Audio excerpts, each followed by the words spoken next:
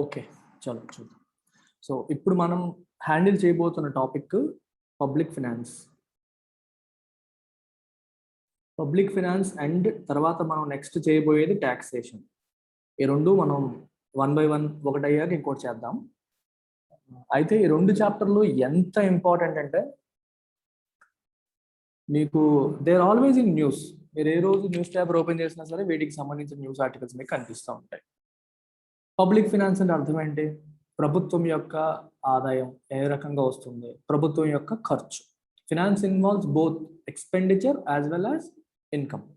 అటు ఇన్కమ్ గురించి, ఎక్స్పెండిచర్. గవర్నమెంట్కి వచ్చే ఆదాయ మార్గాలు ఏంటి, ఏ రకంగా వస్తాయి, ఎలా ఖర్చు పెడుతుంది, ఎలా వస్తున్నాయి, అలాగే ఎలా ఖర్చు పెడుతుంది వాటిని. ఈ ఆస్పెక్ట్స్ అన్నీ కూడా మనం ఈ రెండు చాప్టర్స్లో నేర్చుకుంటాం. ట్యాక్సేషన్ అనేది only with respect to taxes ఇంకొంచెం డీటెయిల్డ్గా వెళ్తాం. పబ్లిక్ ఫినాన్స్లో ఇంకా అదర్ ఆస్పెక్ట్స్ కూడా మనం ఒకసారి చూస్తాం. పబ్లిక్ ఫినాన్స్కి వెళ్ళే ముందు let us try to understand a word called public good. Public good and also private good. Or is there any difference between these two? మీరు ఎవరైనా చెప్పగలరా ప్రైవేట్ గుడ్కి పబ్లిక్ గుడ్కి డిఫరెన్స్ ఏంటి? నేను ఒక చెప్తాను, ఒక వస్తువు పేరు చెప్తాను, అది పబ్లిక్ కూడా ప్రైవేట్ కూడా మీరు చెప్పాలి. ఓకేనా? My iPad, is it a private good or a public good? Private. చెప్పండి మీరు. Private goods. NH5 పబ్లిక్ గుడా ప్రైవేట్ గుడా? పబ్లిక్.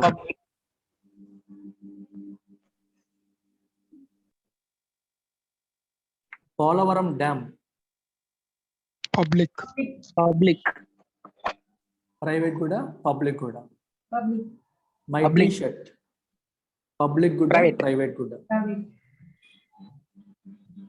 మీ అందరికీ తెలుసు iPad is private good, T shirt is private good, NH5 is public good, Polavaram is public good. అంటే అర్థం ఏంటి? ఒక వ్యక్తి తన ఇండివిజువల్ యూజ్ కోసం ఉపయోగించుకునే వస్తువు, అంటే తన డబ్బు పెట్టాడు, ఎక్స్క్లూజివ్ రైట్స్ తనకే ఉంటాయి, అటువంటి వస్తువుని మనం ప్రైవేట్ గుడ్ అంటాం. అలా కాకుండా అందరికీ ఉపయోగపడేది, ఈక్వల్గా అందరికీ ఉపయోగపడే వస్తువుని మనం పబ్లిక్ గుడ్ అంటాం. రోడ్డు అనేది అందరూ వాడతారు. మరి ఆ రోడ్డు కోసం నేను ఒక్కడిని ఎందుకు డబ్బులు పెడతాను? సో నేను పెట్టను, నా పక్కింటోడు ఎందుకు పెడతాడు? వాడు పెట్టడు. పెడితే అందరం కలిపి డబ్బులు వేసుకోవాలి. లేదా అందరినీ చూసుకునే ప్రభుత్వం మనందరికీ తండ్రి. Government is like a father. ప్రభుత్వం అనేది దానికోసం మనీని ఖర్చు పెట్టాలి. So public goods are for everyone. Public goods are for the use of everyone. అందరి కోసం ఉపయోగించే గుడ్స్ని మనం పబ్లిక్ గుడ్స్ అంటాం. అటువంటి పబ్లిక్ గుడ్స్ కోసం ఖర్చు ఎవరు పెడతారమ్మా అంటే గవర్నమెంట్ పెడుతుంది. Government spends money on public goods. Government spends money on public goods. అర్థమైందా? పబ్లిక్ గుడ్స్ పైన ప్రభుత్వం అనేది ఖర్చు పెడుతుంది. మరి గవర్నమెంట్ దీనిపైన ఖర్చు పెట్టాలి. ఇప్పుడు నేను ఖర్చు పెట్టాలి అంటే గవర్నమెంట్కి ఆదాయం రావాలి కదా. If it has to spend, it needs to earn. గవర్నమెంట్కి ఆదాయం కూడా రావాలి. ఆదాయం లేకుండా ఖర్చు ఎలా పెడుతుంది చెప్పండి? ఇన్కమ్ వస్తేనే తర్వాత మనం ఎక్స్పెండిచర్ పెట్టగలుగుతాం. ఇన్కమ్ లేకుండా ఎక్స్పెండిచర్ ఎలా పెడతాం? పెట్టలేము. సో గవర్నమెంట్కి ఆదాయం కూడా రావాలి. సో ఆదాయానికి ఉన్న మార్గాలు ఏంటి, ఖర్చు పెట్టడానికి ఉన్న మార్గాలు ఏంటి, మనీ సమీకరించడానికి ఉన్న మార్గాలు ఏంటి, మనీని ఎక్స్పెండిచర్ చేయడానికి ఉన్న మార్గాలు ఏంటి, వీటన్నిటిని విశ్లేషణాత్మకంగా డీటెయిల్డ్గా from both prelims as well as mains point of వ్యూలో మనం నేర్చుకుంటాం. So it will be a lengthy chapter. I will take more sessions, I will go slow. So mains point of view కూడా వస్తుంది, ప్రిలిమ్స్ పాయింట్ ఆఫ్ వ్యూ కూడా వస్తుంది. So we will talk about all different themes that are in discussion. ఇంకా ఎందుకంటే దీంట్లో మీకు current affairs కూడా వస్తాయి. అంటే కరెంట్ అఫైర్స్ రీసెంట్గా దీనిపైన వీటికి సంబంధించి ప్రభుత్వం ఏమేమి మాట్లాడుతుందో ఆ ఆస్పెక్ట్స్ అన్ని కూడా డిస్కషన్లోకి వస్తాయి. యూపీఎస్సీ ఎప్పుడు కూడా మీరు చూస్తే కంప్లీట్ స్టాటిక్ పోర్షన్లో స్టాటిక్ మోడ్లో క్వశ్చన్స్ ఇవ్వదు. ప్రిలిమ్స్లో ఓకే, ప్రిలిమ్స్లో కూడా రీసెంట్గా న్యూస్లో వచ్చిన అంశాలపైన స్టాటిక్ క్వశ్చన్స్ అడుగుతూ ఉంటుంది. మెయిన్స్లో అనుకోండి రీసెంట్ థీమ్స్ ఎప్పుడో చిన్నప్పుడు బట్టి కొట్టేసి రాసేస్తా అంటే కుదరదు. ఎస్పెషల్లీ ఎకానమీ అండ్ పాలిటీ రెండు ఎక్స్ట్రీమ్లీ డైనమిక్ సబ్జెక్ట్స్. ఈ డైనమిక్ సబ్జెక్ట్స్లో ఇంకా ఇంకా ఎకానమీ అయితే ఇంకా డైనమిక్. ఈ డైనమిక్ సబ్జెక్ట్లో ఎడిటోరియల్స్ రోజు చదవడం, కరెంట్ అఫైర్స్ రోజు ఫాలో అవ్వడం, హిందూ ఎనాలిసిస్ రోజు చూడడం అనేది must. It's a value addition. ఈ రోజు మార్నింగ్ ఎడిటోరియల్లో కూడా మనం ఎడిటోరియల్ జిస్ట్ ఆఫ్ ఎడిటోరియల్లో బ్యాడ్ బ్యాంక్ గురించి ఇచ్చాడు. Bad bank is 100% likely question in this mains. ఈ సంవత్సరం మెయిన్స్ లో 90% రావచ్చు. ఇప్పుడు చూడండి, ఈ సంవత్సరం బడ్జెట్ అనౌన్స్మెంట్లు ఏమొచ్చాయి? ఈ సంవత్సరం ఎవరైనా రాసే వాళ్ళు ఉంటే, ప్రిలిమ్స్ క్లియర్ చేసి మెయిన్స్ రాస్తే డెవలప్మెంట్ ఫైనాన్షియల్ ఇన్స్టిట్యూషన్ గురించి బడ్జెట్ లో అనౌన్స్మెంట్ వచ్చింది. అలాగే బ్యాడ్ బ్యాంక్ గురించి బడ్జెట్ లో అనౌన్స్మెంట్ వచ్చింది. ఈ రెండు కూడా new themes in this year. ఈ రెండు new themes in this year. 110% ఈ రెండింటి పైన కూడా క్వశ్చన్స్ వచ్చే అవకాశం అనేది ఉంటుంది. సో బడ్జెట్ అనౌన్స్మెంట్స్, ఎకనామిక్ సర్వేలో చెప్పినవి, న్యూస్ లో ఎక్కువగా వచ్చే అంశాలపైన మనకి క్వశ్చన్స్ వస్తాయి. సో నేను I will discuss those themes from which you can get questions in this particular chapter. So themes discuss చేయడానికి ముందు మనం ఏం చేద్దామంటే, లెట్స్ అండర్స్టాండ్ కాన్సెప్ట్స్. దీనికి సంబంధించిన డిఫరెంట్ కాన్సెప్ట్స్ ని అర్థం చేసుకుంటూ వెళ్దాం. సో నేను స్లోగా చెప్తాను, డౌట్ ఉంటే అడగమని చెప్తాను. మొహమాటం లేకుండా అందరూ చిన్న డౌట్ అయినా సరే హెసిటేట్ చేయకుండా అడగాలి. ఫస్ట్ చాట్ బాక్స్ ఉపయోగించండి. చాట్ బాక్స్ లో మీరు సరిగ్గా అడగలేకపోతే I will give you an option to speak out. So now you understood what is a public good and what is a private good. ఇప్పుడు మనం బడ్జెట్ గురించి అర్థం చేసుకుందాం. బడ్జెట్ నేను బ్రాడ్ గా డివైడ్ చేస్తే 2 విభాగాలుగా డివైడ్ చేయొచ్చు. ఒకటి revenue budget, 2 capital budget. Revenue budget, capital budget. మళ్ళీ ఫర్దర్ ఇంకొంచెం డివైడ్ చేస్తే రెవెన్యూ రిసీప్ట్స్ అంటే ఆదాయం, ఇన్కమింగ్. ఇక్కడ revenue expenditure.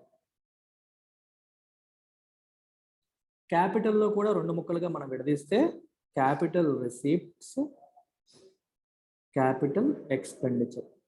And this particular portion which is on your screen right now is extremely important for you to understand what happens next. Budget analysis చేసినప్పుడు కూడా మీకు 2022లో మళ్ళీ బడ్జెట్ వస్తుంది. ఆ బడ్జెట్ అనలైజ్ చేసినప్పుడు కూడా ఇక్కడ మీరు చూస్తున్న టర్మ్స్ అన్ని వస్తాయి. ఈ టర్మ్స్ అన్నిటిని మీరు అర్థం చేసుకుంటేనే బడ్జెట్ అనలైజ్ చేయగలరు. అలాగే ఎకనామిక్ సర్వేలో కూడా ఇండియా యొక్క ఫినాన్షియల్ పొజిషన్ ఏంటని చెప్పినప్పుడు ఈ పదాలన్నీ వస్తాయి. ఈ పదాలు తెలిస్తేనే వాటిని అనలైజ్ చేయగలరు, లేకపోతే చేయలేరు. మీకు ఒక చిన్న ట్రిక్ చెప్తా. ట్రిక్ గుర్తుపెట్టుకోండి, మీకు ఈజీగా నేను అర్థం చేసుకోవచ్చు. ఇప్పుడు రిసీప్ట్ అని చెప్పాను. రిసీప్ట్ అంటే అర్థం ఏంటి? మన దగ్గర డబ్బులు వస్తున్నట్ట పోతున్నట్ట? Incoming or outgoing? చెప్పండి. When I say receipt, is the money coming in or is the money going out? Coming in. Incoming.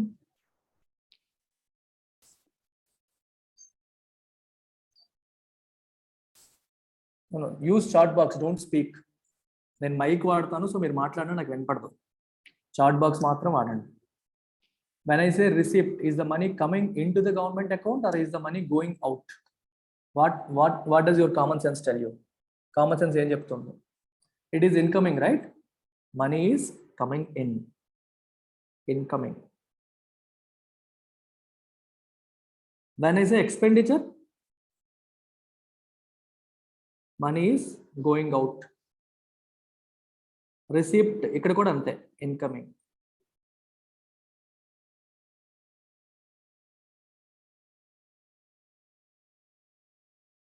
Expenditure out going. ఇది గుర్తుపెట్టుకోండి, ఇన్కమింగ్ అవుట్ గోయింగ్. గవర్నమెంట్కి వచ్చేది, గవర్నమెంట్ నుంచి పోయేది. First whenever you see the word receipt, it means money is coming into the government account. Whenever you see the word expenditure, it means money is going out of the government account. Register this in your mind. First ఇది mind register చేయండి. ఇది register అయిన తర్వాత next ఇంకో 2 keywords ఉన్నాయి మీకు. ఏంటవి? Revenue, capital. రెవెన్యూకి క్యాపిటల్కి డిఫరెన్స్ అంటే మీకు ఇప్పుడే కాదు, ఎప్పుడైనా ఒకటి గుర్తుపెట్టుకోండి. క్యాపిటల్ అనే పదం దేన్ని ఇండికేట్ చేస్తుందో తెలుసా? ఇప్పుడే కాదు, ఎప్పుడైనా సరే క్యాపిటల్ అనే పదం లాంగ్ టర్మ్ ని ఇండికేట్ చేస్తుంది. ఇప్పుడు ఫర్ ఎగ్జాంపుల్ ఒక ఫర్మ్, ఒక కంపెనీ, ఒక ఆర్గనైజేషన్ మనం పెడుతున్నాం అనుకోండి. మనకి ఏం కావాలి ఆర్గనైజేషన్ పెట్టడానికి? చెప్పండి. క్యాపిటల్ కావాలి అంటారు, అవునా కాదా? అరే నేను ఫర్మ్ పెడదాం అనుకుంటున్నాను, నాకు క్యాపిటల్ కావాలి. అంటే క్యాపిటల్కి ఒక మీనింగ్ ఏంటి? మూలధనం. ఏమంటాం మనం? మూలధనం, తెలుగులో మూలధనం. అంటే ఒక కంపెనీ పెట్టడానికి, ఒక ఇండస్ట్రీ పెట్టడానికి అవసరమైన మూలధనాన్ని మనం క్యాపిటల్ అని చెప్పి అనొచ్చు. ఒక కంపెనీ మనం పెడుతున్నామంటే అది టెంపరీ పర్పస్కి పెడతామా, లాంగ్ టర్మ్ పర్పస్కి పెడతామా? 100% లాంగ్ టర్మ్ పర్పస్. ఈ రోజు పెట్టి రేపు ఎత్తేయడానికి ఇవేవి సూట్ కేస్ కంపెనీలు అంటారు చూడండి, అలా కాదు. ఎవడైనా సరే ఇప్పుడు ఎల్టీ క్లాసెస్ పెట్టామనుకోండి, నా జీవితాంతం నాకు ఓపికన్నంత వరకు చెప్పాలనే ఉద్దేశంతోనే నేను పెడతాను. ఈ రోజు పెట్టి రేపు ఎత్తేసి అలాంటివి కాదు. సో క్యాపిటల్ అనే పదం మీకు లాంగ్ టర్మ్ అని గుర్తుపెట్టుకోండి ఫస్ట్ థింగ్. ఇంకొక ఆస్పెక్ట్ మీరు గుర్తుపెట్టుకోవాల్సింది ఏంటంటే క్యాపిటల్లో క్లియర్గా మీకు ఇంకో 2 పదాలు చెప్తాను, కేర్ఫుల్గా వినండి. నేను అన్ని టర్మ్స్ అన్ని చెప్పిన తర్వాత మళ్ళీ వాటిని క్లబ్ చేద్దాం. ఈ 2 పదాలు మీకు తెలిసినవే కదా, అసెట్, లయబిలిటీ. తెలియకపోతే మళ్ళీ చెప్తా చూడండి. అసెట్ అంటే మనం తెలుగులో ఆస్తి, లయబిలిటీ అంటే తెలుగులో అప్పు. మీకు కొన్ని పదాలు చెప్తాను, అది అసెట్ లయబిలిటీ మీరు చెప్పాలి. ఐఎమ్ ఎన్ ఇండివిజువల్, ఒక ఇండివిజువల్. నేను లోన్ తీసుకున్నా, నాకు అది అసెట్టా లయబిలిటీయా? Liability. Loan is a liability for me. ఎందుకు? నేను తిరిగి పే చేయాలి కదా. ఈరోజు డబ్బులు తీసుకున్నాను అంటే మన అకౌంట్లో డబ్బులు పడిపోయి కష్టాన్ని గెంతకూడదు, రేపు పొద్దున్న నేను పే చేయాలి. So it is a liability. ఇంగ్లీష్లో చెప్పాలంటే I'm liable to pay. I'm liable to pay. నేను తిరిగి పే చేయాలి. ఐఎమ్ లయబుల్, నేను పే చేయాల్సిన అవసరం నాకు ఉంది, బాధ్యత నాకు ఉంది. సో లోన్ అనేది liability. I have a piece of land. Land ఏంటి నాకు? అసెట్. సో ల్యాండ్ అనేది asset. So you know this right? Land asset, loan ఏమో లయబిలిటీ. ఇండివిజువల్ పర్స్పెక్టివ్ లో మనం మాట్లాడుకున్నాం. ఇక్కడ మీరు గుర్తుపెట్టుకోవాల్సిన విషయం ఏంటంటే whenever you see the word capital, whenever you see the word capital, it involves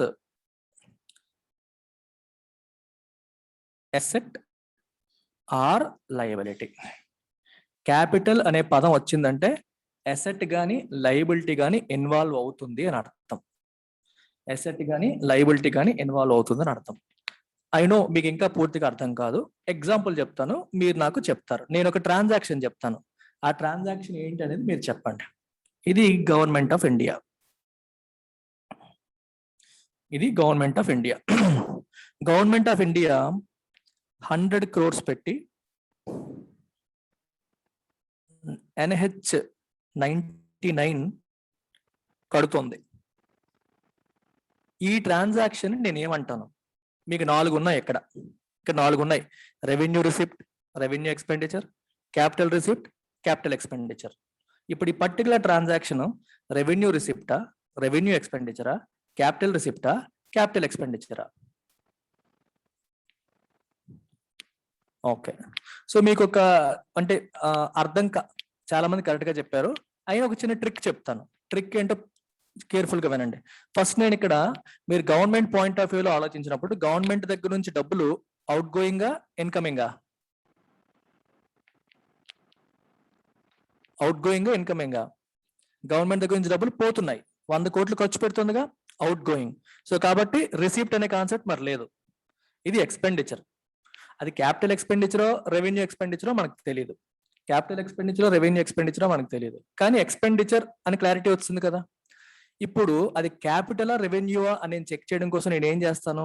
I will see ఇందులో అసెట్ ఆర్ లయబిలిటీ ఇన్వాల్వ్ అయ్యాయా లేదా, ఇందులో అసెట్ కానీ లయబిలిటీ కానీ ఇన్వాల్వ్ అయ్యిందా లేదా. ఓకే, ఇక్కడ ఏం జరుగుతుంది? నేషనల్ హైవే 99 అనేది కన్స్ట్రక్ట్ అవుతుంది. మరి నేషనల్ హైవే 99 అనేది అసెట్ కదా, గవర్నమెంట్కి ఒక ఆస్తి. అది ఒక ఆస్తే కదా గవర్నమెంట్కి. It's a public good, it is being created. అంటే ఇక్కడ ఏమవుతుంది? ఒక అసెట్ అనేది క్రియేట్ అవుతుంది. మనీ ఏమో బయటకు వెళ్తుంది, అసెట్ ఏమో క్రియేట్ అవుతుంది. So what do I call it? It is a capital expenditure. It is a capital expenditure. Is this clear to everyone? Money బయటికి వెళ్ళింది కాబట్టి ఎక్స్పెండిచర్, అసెట్ క్రియేట్ అయిపోయింది కాబట్టి capital expenditure. Capital expenditure.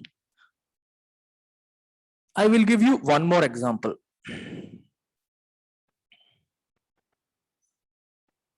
Government of ఇండియాకి world bank దగ్గర కొంత loan ఉంది. Government of ఇండియాకి వరల్డ్ బ్యాంక్ దగ్గర ఇంతకు ముందు గత సంవత్సరం తీసుకున్న లోన్ ఉంది. ఎంత లోన్ అంటే 100 కోట్ల లోను. గవర్నమెంట్ ఆఫ్ ఇండియా ఇప్పుడు ఆ 100 కోట్ల లోన్ ని తిరిగి తీర్చేసింది. What is this? Loan repayment. I'm not saying interest payment, I'm saying loan repayment. Loan repayment అంటే అసలుతో సహా తీర్చేయడం. ఇప్పుడు ఈ ట్రాన్సాక్షన్ మనం ఏమంటాం చెప్పండి? Revenue expenditure, revenue receipt, capital expenditure, capital receipt. What is this transaction? What is this transaction?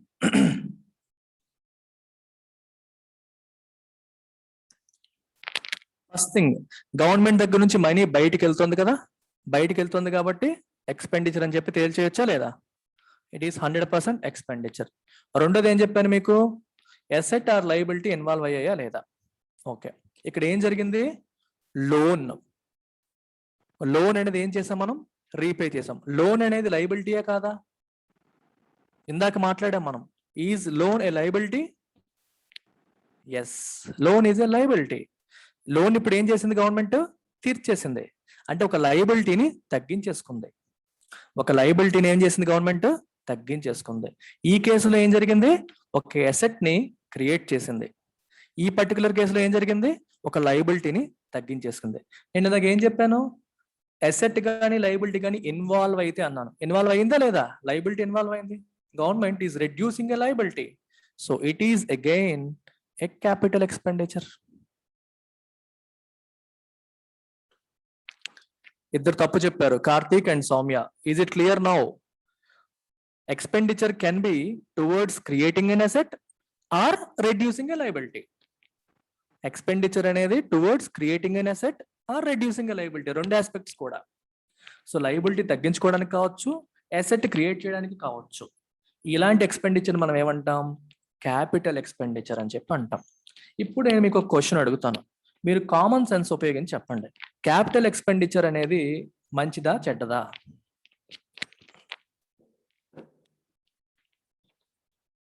Capital expenditure అనేది మంచిది. అప్పు తీర్చేసినా మంచిదే, లేదా ప్రజలకు ఉపయోగపడే వస్తువుల్ని క్రియేట్ చేసినా సరే మంచిదే. ఈ మంచి చెడు ఎందుకు అడుగుతున్నానంటే mains point of view. Prelims వరకు ఈ కాన్సెప్ట్ తెలిస్తే చాలు. మెయిన్స్కి వచ్చేసరికి అనాలిసిస్ కావాలి. గవర్నమెంట్ ఖర్చులు పెడుతుంది, అందులో ఏ టైప్ ఆఫ్ ఎక్స్పెండిచర్స్ ఎక్కువ పెడుతుందో మనం చూడాలి. క్యాపిటల్ ఎక్స్పెండిచర్ పెట్టింది అనుకోండి, మంచిదే, ఈ రోజు కాకపోతే భవిష్యత్ తరాలకైనా ఉపయోగపడుతుంది. ఇప్పుడు మీకు ఒక రోడ్ వేసాం, రోడ్డు వల్ల ఉపయోగం ఏంటి? నా కామెంట్ సెక్షన్ లో చెప్పండి. What is the use of constructing a road? Yeah, it is an infrastructure. ఏంటి ఉపయోగం ఏంటి? కొంచెం చెప్పండి నాకు. ట్రాన్స్పోర్ట్ ప్రొవైడ్ చేస్తుంది. ట్రాన్స్పోర్ట్ ప్రొవైడ్ చేస్తే ఏంటి ఉపయోగం? గూడ్స్ తొందరగా ట్రాన్స్పోర్ట్ delivery. ప్రొవైడ్ చేయడం వల్ల ఉపయోగం ఏంటి?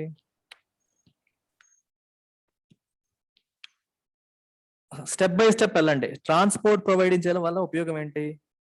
We are creating access to markets. Careful గా అబ్జర్వ్ చేయాలి. దిస్ లింక్ ఈజ్ ఇంపార్టెంట్, మీ మైండ్ లో ఇది రన్ అవ్వాలి. మార్కెట్ కి యాక్సెస్ ని క్రియేట్ చేస్తుంది. చూడండి, ఒక పల్లెటూరులో లేదా ఒక ట్రైబల్ ఏరియాస్ లో బాగా మనకి మంచి పళ్ళు దొరుకుతాయి, మంచి ఫ్రూట్స్ ఎక్కడ దొరకవు, ఫ్రెష్ ఆర్గానిక్ ఫ్రూట్స్ దొరుకుతాయి. ఎస్పెషల్లీ సీతాఫలాలు, కస్టర్డ్ యాపిల్ చూడండి, ట్రైబల్ ఏరియాస్ లోనే దొరుకుతాయి అవి కస్టర్డ్ యాపిల్స్. మన మంచి సీతాఫలాలు మంచి ఏరియాలో దొరుకుతున్నాయి. కానీ ఆ ఏరియా నుంచి సిటీకి తీసుకొచ్చి అమ్మితే విపరీతమైన డబ్బులు వస్తాయి ఆ ట్రైబల్స్ కి. అన్ఫార్చునేట్లీ రోడ్ లేదు. మార్కెట్ కంటే వస్తువు నీ దగ్గర ఉంది, కానీ వస్తువుని మార్కెట్ కి తీసుకెళ్లాలంటే ట్రాన్స్పోర్టేషన్ అవసరం. ట్రాన్స్పోర్ట్ చేయాలి అంటే you need infra which is road కావాలి. సో రోడ్డు వేయడం వల్ల ఏమైంది? మారుమూలలో ఉన్న సీతాఫలాలు తీసుకొచ్చి మార్కెట్కి తీసుకురాగలిగి అమ్మగలిగారు. సో వాళ్ళ ఆదాయం పెరిగింది, ఇండివిజువల్ గా వాళ్ళ ఆదాయం పెరిగింది. అర్థమవుతుందా? ఈ రకంగా ఇన్ఫ్రాస్ట్రక్చర్ ప్రొవైడ్ అవుతుంది, మనకి యాక్సెస్ టు డిఫరెంట్ మార్కెట్స్ అనేవి వస్తాయి. చాలా మంచి చేస్తుంది రోడ్ అనేది. ఇది ఒక ఎగ్జాంపుల్, ఇలా ఎన్నో ఎగ్జాంపుల్స్ ఉన్నాయి. ఇన్ఫ్రాస్ట్రక్చర్ అని సెపరేట్ చాప్టర్ ఉంటుంది, దాంట్లో ఇంకా డెప్త్ లో నేర్చుకుందాం. So now we have understood what is a capital expenditure. నేను ఇంకొక ఎగ్జాంపుల్ చెప్తాను, అదేంటో మీరు చెప్పాలి.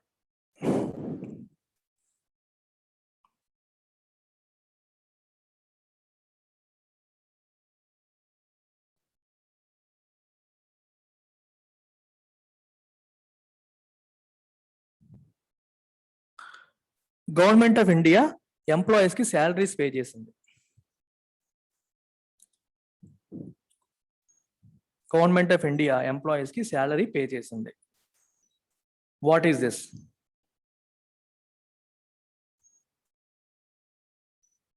Yeah, first government of India దగ్గర నుంచి డబ్బులు పోతున్నాయా వస్తున్నాయా? పోతున్నాయి. So expenditure. ఎసెట్ ఏమైనా క్రియేట్ అయిందా? అవ్వలేదు. లైబిలిటీ ఏమైనా తగ్గిందా?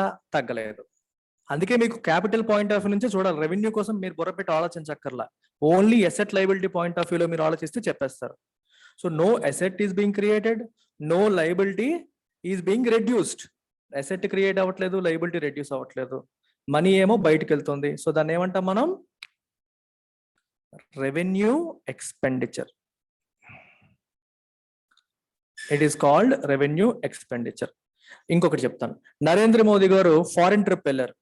నరేంద్ర మోదీ గారు మొత్తం ప్రపంచంలో ఉన్న పెద్ద పెద్ద దేశాలన్నీ వెళ్ళి పెట్టుబడులు ఆకర్షిద్దామని చెప్పి ఒక రౌండ్ కొట్టొచ్చారు. సెపరేట్ ఫ్లైట్ వేసుకొని మంచి సూటు బూటు వేసుకొని వెళ్ళారు. ఈయన తిరిగిన తిరుగులకి 100 కోట్లు ఖర్చు అయింది. ఏమంటాం దాన్ని? Again revenue expenditure.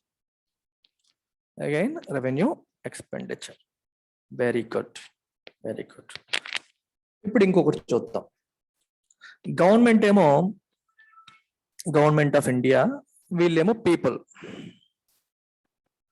పీపుల్ నుంచి గవర్నమెంట్ ఆఫ్ ఇండియాకి మనీ వచ్చింది. ఏ రూపంలో వచ్చింది? ట్యాక్సెస్ రూపంలో వచ్చింది. What is this transaction? ఈ ట్రాన్సాక్షన్ ఏంటి? ఫస్ట్ మనీ ఇన్కమింగ్, గవర్నమెంట్ కి మనీ వస్తుంది కాబట్టి రిసిప్ట్. ఈ పర్టికులర్ ప్రాసెస్ లో ఏదైనా ఎసెట్ కానీ లైబిలిటీ కానీ క్రియేట్ అయ్యిందా లేకపోతే పోయిందా అంటే ఎసెట్ క్రియేట్ అవ్వలేదు, లైబిలిటీ క్రియేట్ అవ్వలేదు. ఎసెట్ రెడ్యూస్ అవ్వలేదు, లైబిలిటీ రెడ్యూస్ అవ్వలేదు. దీన్ని ఏమంటాను నేను? Revenue receipt. I will call it revenue receipt.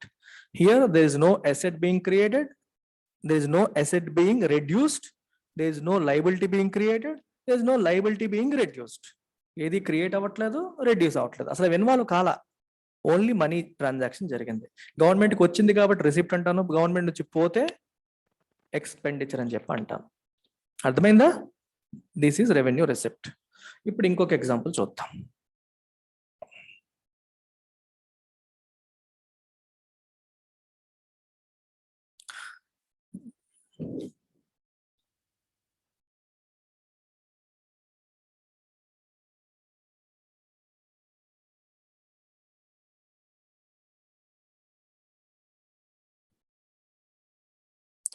ఇక్కడ 2 ట్రాన్సాక్షన్స్ ఉన్నాయి. Transaction 1, transaction 2.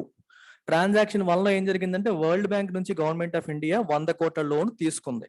ట్రాన్సాక్షన్ 2 లో 100 కోట్ల మీద 10 కోట్లు ఇంట్రెస్ట్ కట్టింది. ఇప్పుడు నాకు ట్రాన్సాక్షన్ 1 ఏంటో చెప్పండి. ట్రాన్సాక్షన్ 1 చెప్పండి. Only transaction 1. ఫస్ట్ మనీ లోపలికి వచ్చిందా బయటికి వెళ్ళిందా? మనీ లోపలికి వచ్చింది. సో కాబట్టి రిసిప్ట్. ఎసెట్ ఏమైనా క్రియేట్ అయిందా? క్రియేట్ అవ్వలా. ఎసెట్ ఏమైనా తగ్గిందా? తగ్గలా. లైబిలిటీ ఏమైనా క్రియేట్ అయిందా? క్రియేట్ అయింది. నువ్వు 100 కోట్లు బ్యాంక్ దగ్గర లోన్ తీసుకున్నావంటే మనకి లైబిలిటీ క్రియేట్ అయినట్టే కదా.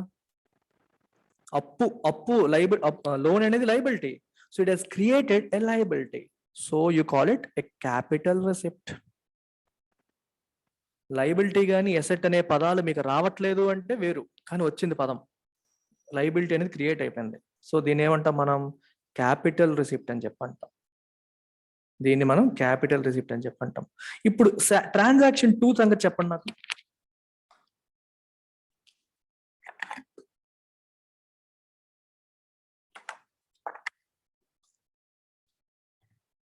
ట్రాన్సాక్షన్ 2 మనీ బయటికి వెళ్తోంది. ఇంకా మిగిలిన వాళ్ళు చెప్పండి అందరూ.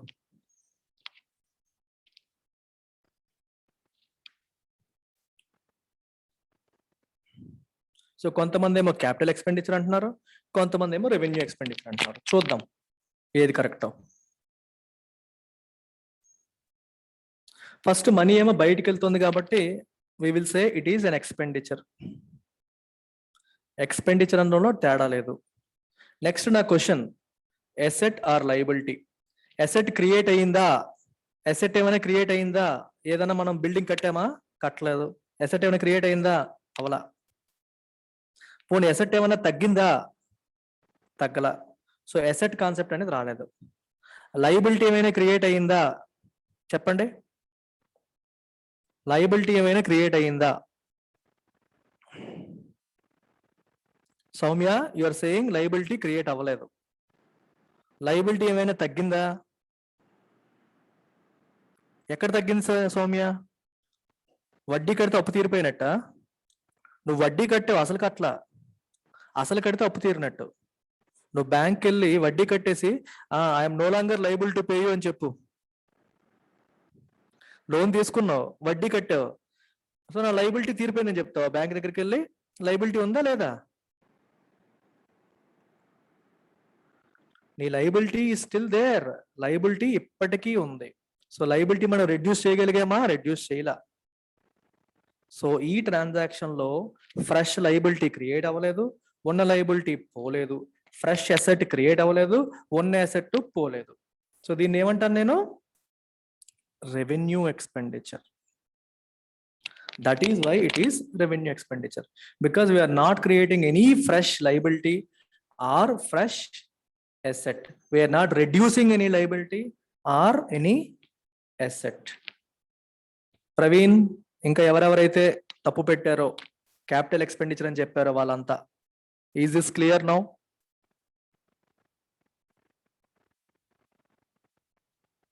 అర్షియా, పద్మ, యా, తప్పు పెట్టిన వాళ్ళంతా, is this clear? Very good. Right. Interest payment చేసినప్పుడు నువ్వు అప్పు తీర్చలేదు, వడ్డీ కట్టావు. గుర్తుపెట్టుకోండి పూజిత, యా, అప్పు తీర్చలేదు, నువ్వు ఓన్లీ వడ్డీ కట్టావు. వడ్డీ కట్టినంత మాత్రం నీ లయబిలిటీ పోయింది అని మనం అనలేము. ఓకే. ఇప్పుడు latest transactions, government of India చేస్తున్న లేటెస్ట్ ట్రాన్సాక్షన్స్ తీసుకుందాం కొన్ని. Let us say government of India దగ్గర ల్యాండ్ ఉంది. ల్యాండ్ ఏమో ఒక ప్రైవేట్ కంపెనీకి అమ్మేసింది. అమ్మేసి ప్రైవేట్ కంపెనీ దగ్గర డబ్బులు తీసుకుంది గవర్నమెంట్ ఆఫ్ ఇండియా.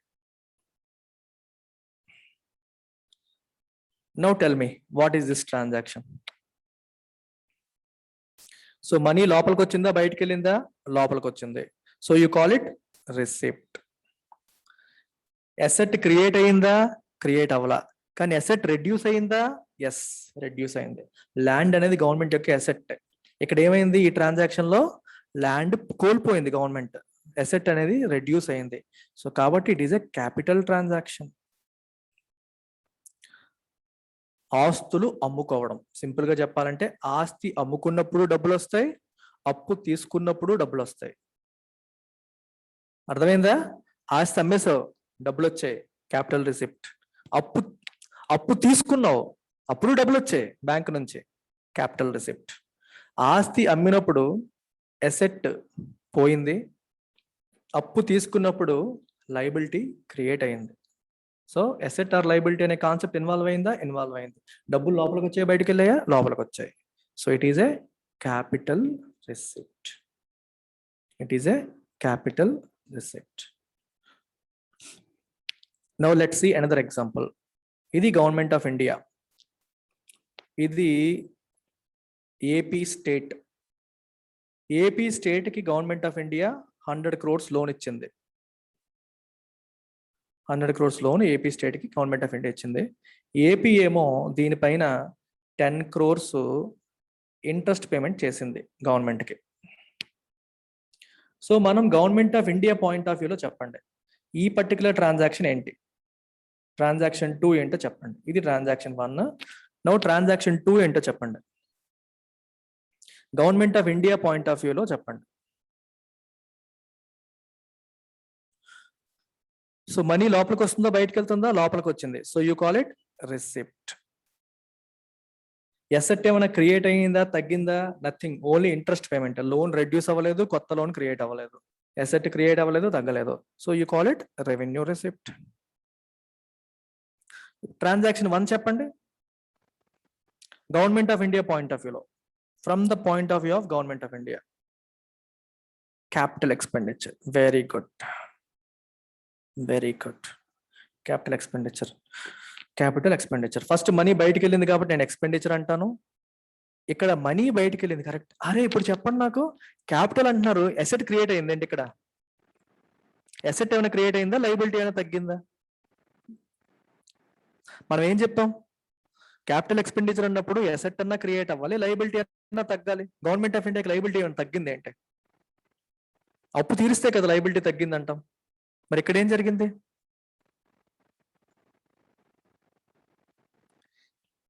ఎసెట్ తగ్గిందా? ఎక్కడ తగ్గింది సరిత? 100 కోట్లు లోన్ ఇచ్చినప్పుడు ఎసెట్ తగ్గడం ఏంటి, ఎక్కడ తగ్గింది? ఎసెట్ క్రియేట్ అయ్యింది. ఎటువంటి asset? This is not a physical asset, it is a financial asset. Loan is A financial asset. Loan కూడా నీకు ఆదాయాన్ని ఇచ్చేదే కదా. ఇప్పుడు ఆ లోన్ 100 కోట్లు ఇచ్చింది కాబట్టి 10 కోట్ల ఇంట్రెస్ట్ వచ్చింది, నీకు ఆదాయాన్ని ఇచ్చిందే. సో లోన్ అనేది తీసుకునేవాడికి లైబిలిటీ, ఇచ్చేవాడికి ఎసెట్. ఇచ్చేవాడికి ఎసెట్, తీసుకునేవాడికి లైబిలిటీ. ఇప్పుడు బ్యాంక్ మనకి లోన్ ఇస్తుంది, మనకి అది liability, because we are liable to pay them back. మళ్ళీ బ్యాంక్కి మనం పే చేయాలి. కానీ బ్యాంక్కి ఇట్ ఈస్ అన్ అసెట్, ఎందుకంటే దాని ద్వారా ఆదాయం అనేది జనరేట్ అవుతుంది. అలాగే ఇప్పుడు గవర్నమెంట్ ఆఫ్ ఇండియా ఆంధ్రప్రదేశ్ గవర్నమెంట్కి లోన్ ఇస్తే, గవర్నమెంట్ ఆఫ్ ఇండియాకి అది asset, it is a financial asset, because Andhra Pradesh government is liable to pay it. ఏదో రోజు తిరిగి పే చేయాలి.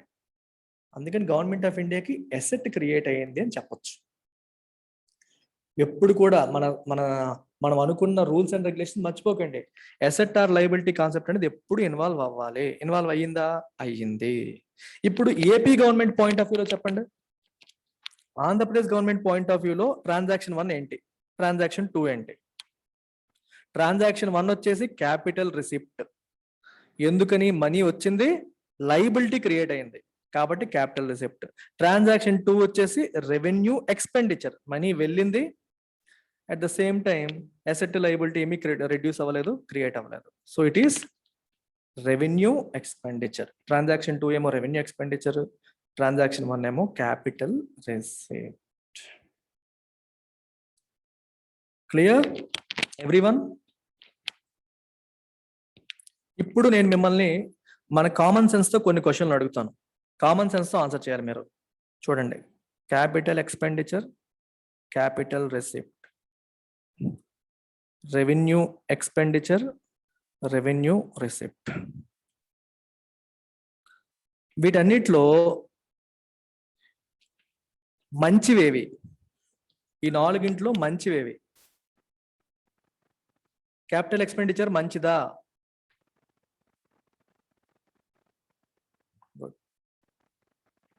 ఇంకా రెవెన్యూ రిసిప్ట్స్ కూడా మంచిదే. రెవెన్యూ ఎక్స్పెండిచర్ ఏమో బ్యాడ్, క్యాపిటల్ రిసిప్ట్స్ బ్యాడ్. మీరు ఒకసారి ఎందుకు మీరు కామన్ సెన్స్ తో చెప్తాను. క్యాపిటల్ రిసిప్ట్ అంటే అర్థం ఏంటి? ఏదో నేను ఆస్తులన్నా అమ్ముకున్నాను లేదా అప్పులన్నా తీసుకున్నాను. ఆస్తులు అమ్ముకొని డబ్బులు వచ్చాయి, అప్పు తీసుకుని డబ్బులు వచ్చాయి.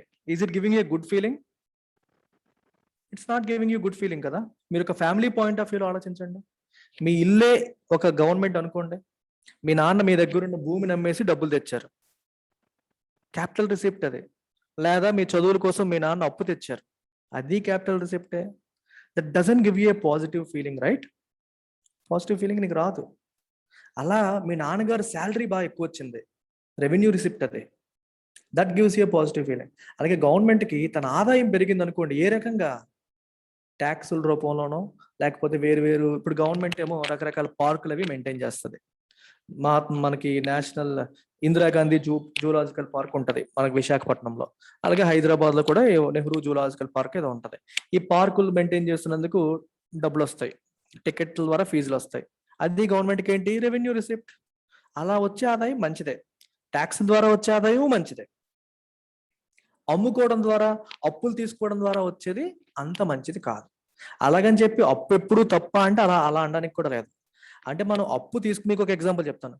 8% వడ్డీకి మీరు అప్పు తెచ్చారు, 8% వడ్డీకి అప్పు తెచ్చారు, కానీ 12% మన దేశం యొక్క ఆదాయం పెరిగింది. ఇది మంచిదే కదా? మీకు అర్థమైందా? మీ వడ్డీ 8% వడ్డీకి అప్పు తెచ్చింది గవర్నమెంట్, కానీ 12% గ్రోత్ తీసుకొచ్చింది ఆదాయంలో. ఇది మంచిదే కదా?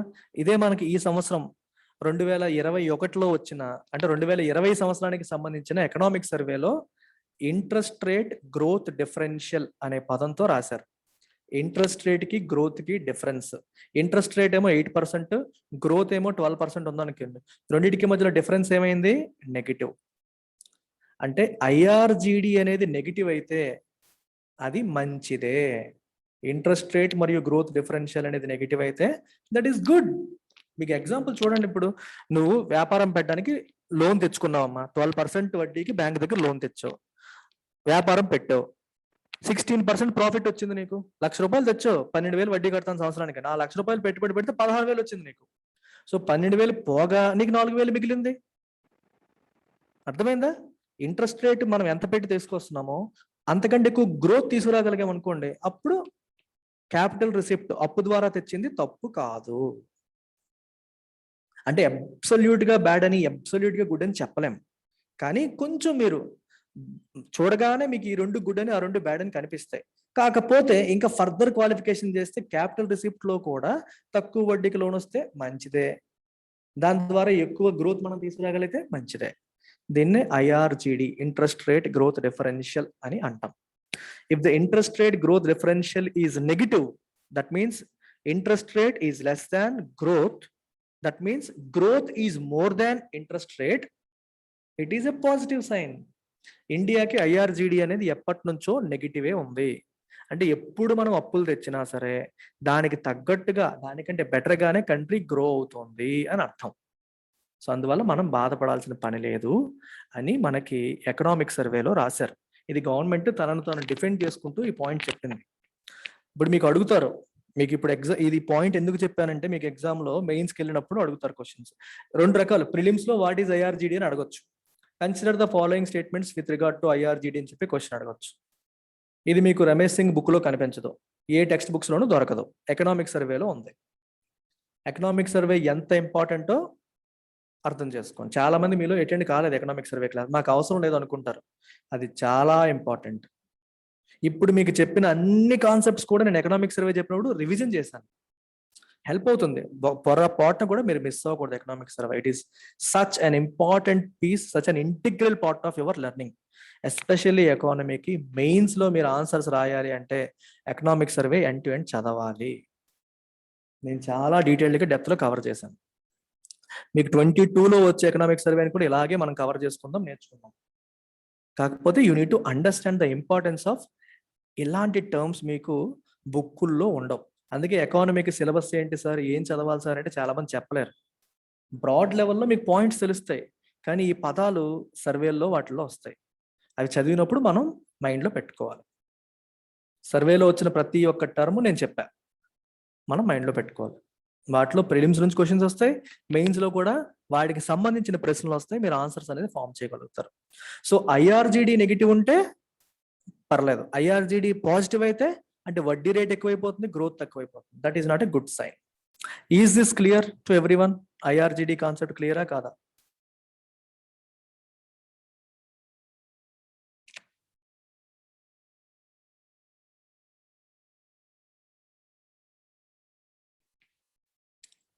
Very good. ఇప్పుడు ఇంకోటి చెప్తా చూడండి. గవర్నమెంట్ ఆఫ్ ఇండియా స్టేట్ గవర్నమెంట్స్కి, బీహార్ లాంటి వెనకబడిన గవర్నమెంట్ అనుకోండి, 100 crores గ్రాంట్ ఇచ్చింది. 100 crores గ్రాంట్ ఇచ్చింది. ఈ ట్రాన్సాక్షన్ ఏంటి? Revenue expenditure. ఇందాక ఏపీ గవర్నమెంట్ అని చెప్పినప్పుడు లోన్ అన్నాను. లోన్ అన్నప్పుడు డబ్బులు వెనక్కి వస్తాయి, అప్పుడు గవర్నమెంట్ ఆఫ్ ఇండియాకి అది అసెట్, ఫైనాన్షియల్ అసెట్ క్రియేట్ అయినట్టు. కానీ ఈ సందర్భంలో గ్రాంట్ అంటే డబ్బులు వెనక్కి రావు, ఒకసారి ఇచ్చేయడమే, మళ్ళీ అటు నుంచి రూపాయి కూడా వెనక్కి రాదు. సో దీన్ని మనం ఏమంటామంటే రెవెన్యూ ఎక్స్పెండిచర్ అని చెప్పి అంటాం. This is not a capital expenditure, this is a revenue expenditure. This is a revenue expenditure. Okay. So now that we have understood the basic terms, let us understand few more terms. ఇప్పుడు there is something called revenue deficit. Deficit అనే పదాన్ని మనం ఇప్పుడు అర్థం చేసుకుందాం. Deficit అంటే ఏంటి చెప్పండి మీరు? Deficit surplus.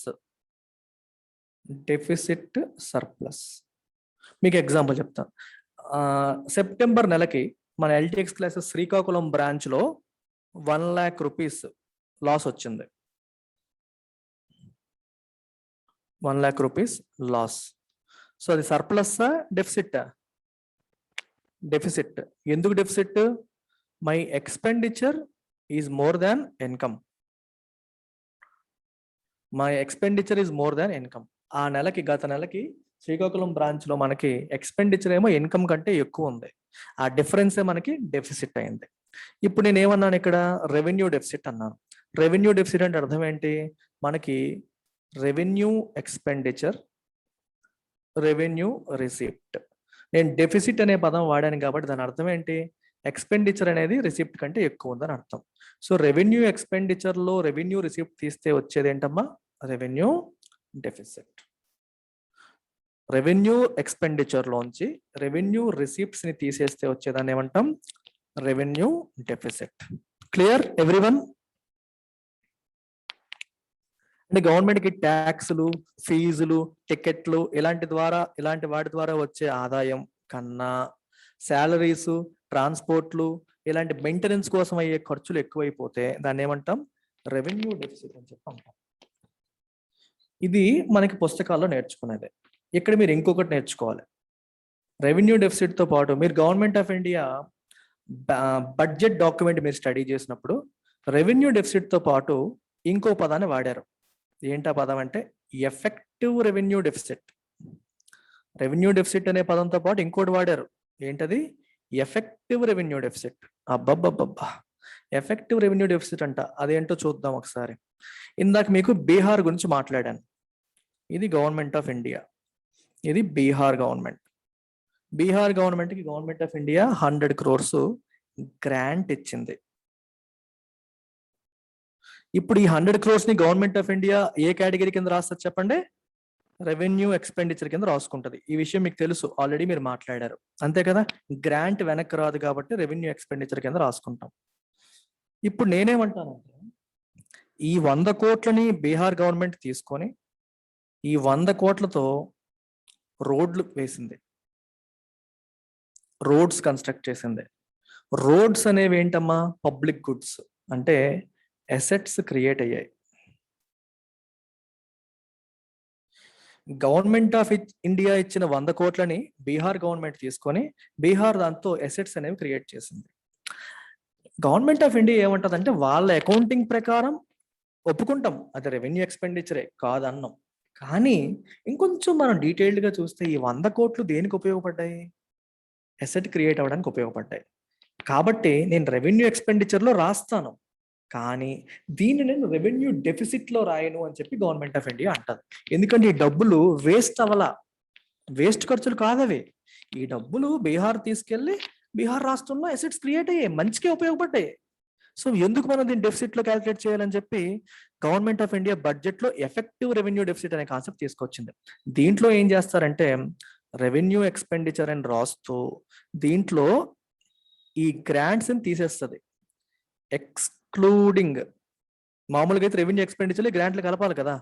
Excluding grants given to state governments, excluding grants given to state governments which are used to create assets, which are used to create assets. అంటే గ్రాంట్ అసెట్స్ క్రియేట్ చేయడం కోసం స్టేట్ గవర్నమెంట్స్ ఉపయోగించిన fund ని central government ఇస్తే ఆ fund ని ఈ revenue expenditure లోంచి మైనస్ చేసేస్తే ఆ తర్వాత దాంట్లోంచి రెవెన్యూ రిసిప్ట్ మీరు తీయగా వచ్చేది effective revenue deficit. Is this clear?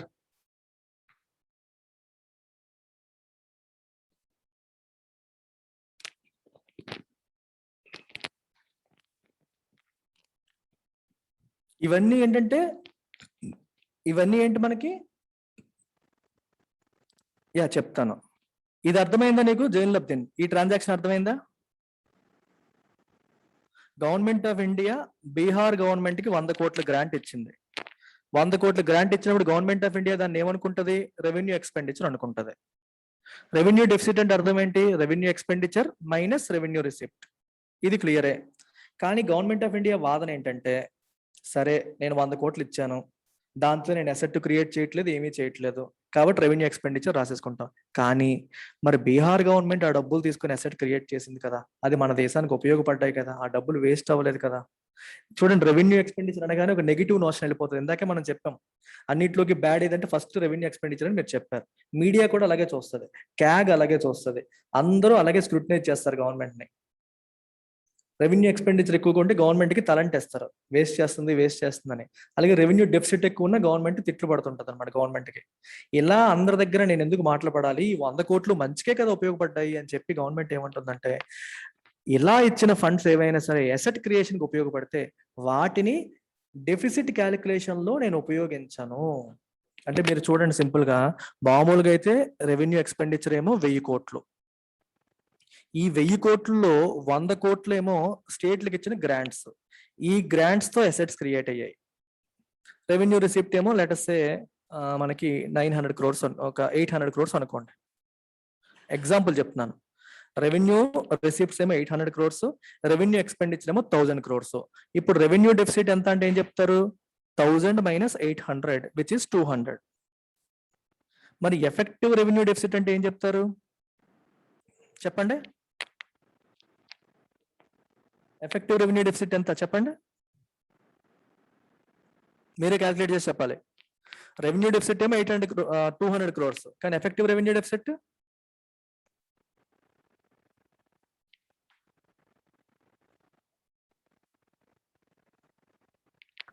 400 sir.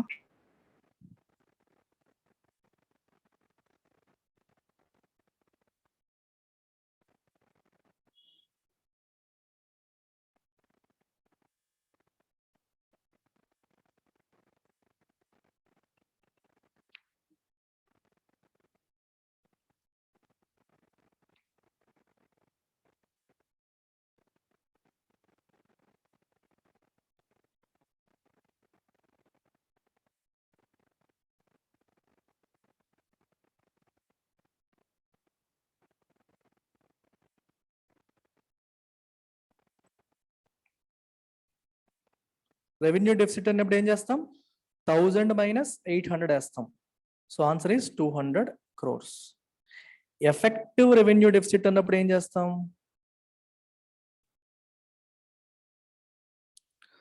First ఈ 1000 లోంచి ఈ 100 మైనస్ చేస్తాను, ఎందుకంటే ఈ 100 అనేది మంచికి ఉపయోగపడింది. దీన్ని నేను ఎక్స్పెండిచర్ కింద కౌంట్ చేయను, తీసేసి దాంట్లో రెవెన్యూ రిసిప్ట్స్ వేస్తాను. So 1000 minus 100 is 900, 900 minus 800 is 100 crores. ఇప్పుడు గవర్నమెంట్ ఏమంటుంది?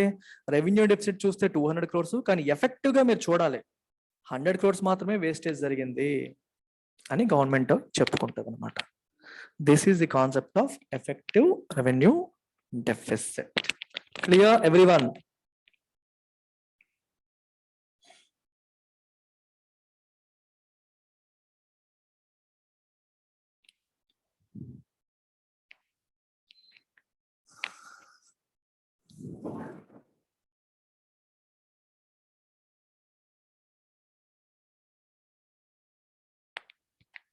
Okay, very good.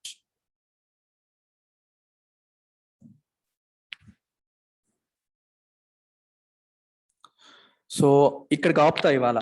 Rapid class లో ఇంకొన్ని టర్మ్స్ మనం నేర్చుకుంటాం. రేపు ఏం నేర్చుకుంటాం కూడా మీకు ఇస్తున్నాను. Tomorrow we will talk about fiscal deficit, అలాగే ఫిస్కల్ సర్ప్లస్. సర్ప్లస్ అనే పదం మన దేశంలో వినిపించదు. అలాగే ప్రైమరీ డెఫిసిట్. ఈ పదాలని మనం రేపు నేర్చుకోబోతున్నాం. We will also talk about something called fiscal policy. మనం నా వరకు ఎప్పుడు కూడా గుర్తుపెట్టుకుంటే ఎకానమీలో రెండు కళ్ళు ఏంటి? Monetary policy, fiscal policy.